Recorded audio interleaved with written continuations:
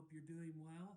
If you hadn't noticed already, we had to replay a sermon from before. It's the one from July that so many people have been talking about ever since, and the need to have heart supporters and protect our hearts. Boy, that's never been more true than right now.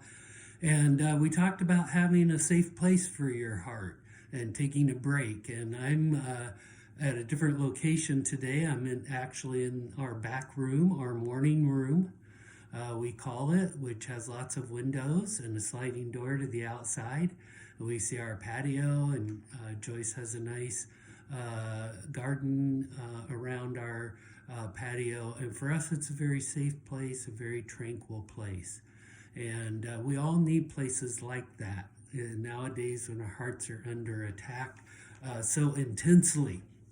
So that's where I'm at, and that's where I'm giving our takeaways from. So the first takeaways, read the scriptures that we gave you. They all relate directly to things we taught, the Acts and Barnabas and being an encourager and being slow to anger, Colossians 3, then the passage about letting the word of Christ richly dwell within you. I love this passage.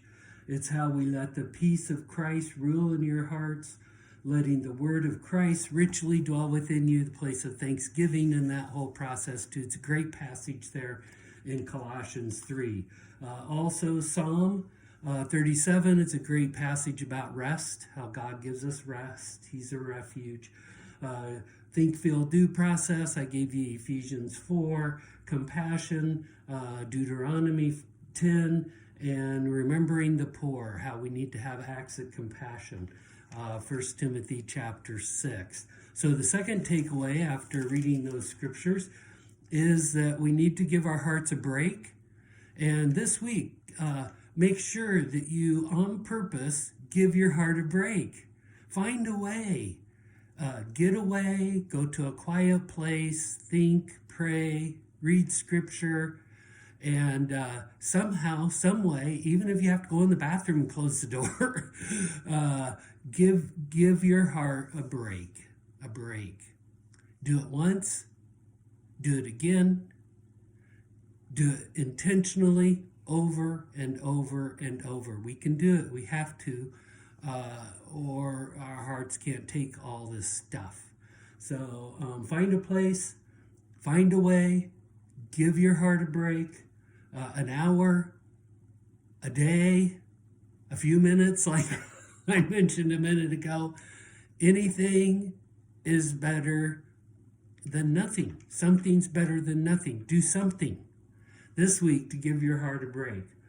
And then the third one is, since God is our ultimate safe place, make sure you're having daily time with Him in the scripture, praying, a time where you can focus on Him and walk with Him.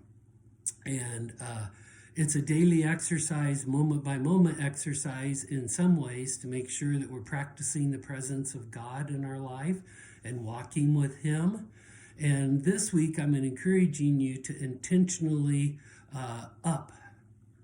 add to, enhance that time personally. If you never have a time alone between you and God and His Word, do one, have one.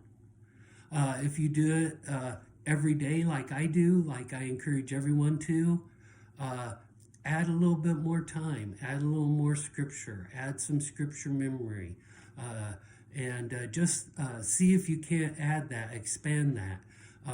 In any way from where you're at. Take a step, any step. Again, something's better than nothing. You know, we live in such hectic days. Sometimes we don't even think we have time to hear ourselves think.